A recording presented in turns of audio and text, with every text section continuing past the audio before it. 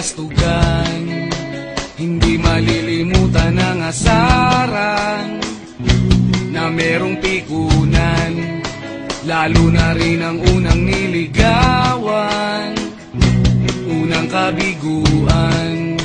At dyan nasiseryoso ang usapan, ang pagdadamayan ng tunay at tapat na kaibigan.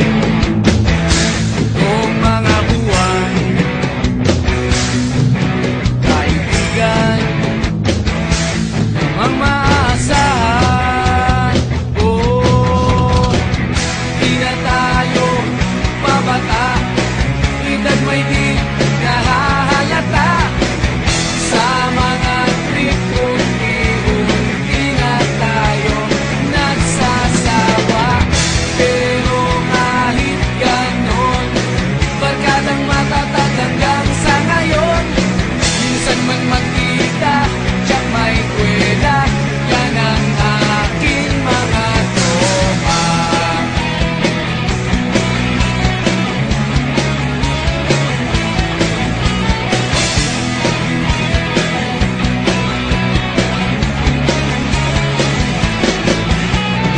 Inuman na pang magdamagan, minsan inaabot pa ng ayaan, na kung saan-saan, na para bang walang kinabukasan at kahantungan.